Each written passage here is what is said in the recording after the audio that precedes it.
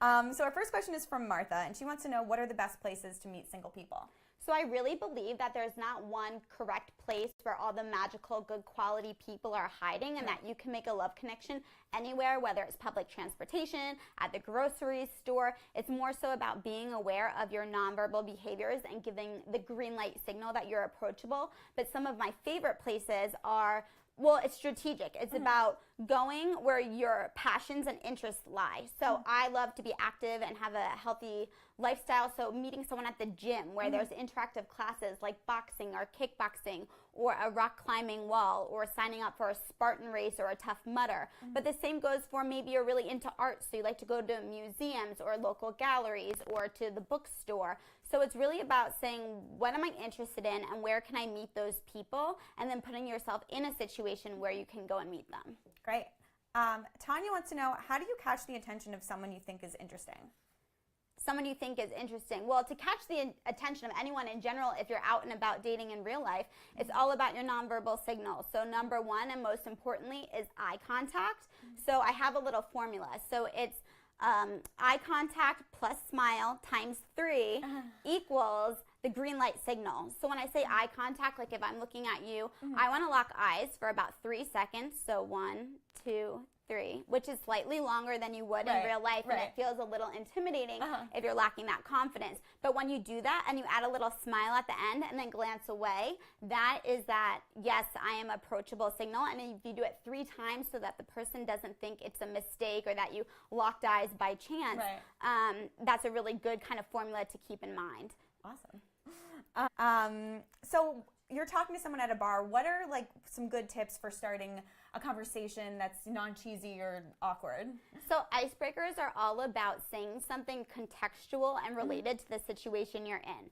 So if you're at the bar, like you just said, you might say, so what are you drinking? Or can you move over? You're hogging all the space at the bar. Like that. And then it's kind of flirtatious. So ask them something specific. If you're at the gym, for example, you could say, wow, it really looks like you know what you're doing. Can you help me or show me the right form? Or can you... what other classes have you taken here, or what other workouts do you like? So just really be specific about the situation you're in for your icebreaker. Another question, is there a way to make meeting people in real life feel easy, or does it just take practice? I think it absolutely takes practice to get outside of your comfort zone and to really feel at ease with the process, but I think there's certainly ways to improve your nonverbal behaviors that make you more approachable and that you can approach other people. So again, the eye contact thing that I talked about, smiling, one big kind of secret weapon that I call it is kind of an empowering positive affirmation that you say to yourself when you walk into, whether it's the bar or your gym class or your college classroom, and that is to think something about yourself like, I know I'm the hottest woman in here, or I know you're checking me out, or I know you want me. And it might, you're like laughing when I'm saying this, but it gives you this like vixen energy, and it makes you smile, it might make you giggle. And when other people see you laughing, they're not thinking, why is she laughing to herself? They're thinking, she looks happy. I like happy people. People like happy people.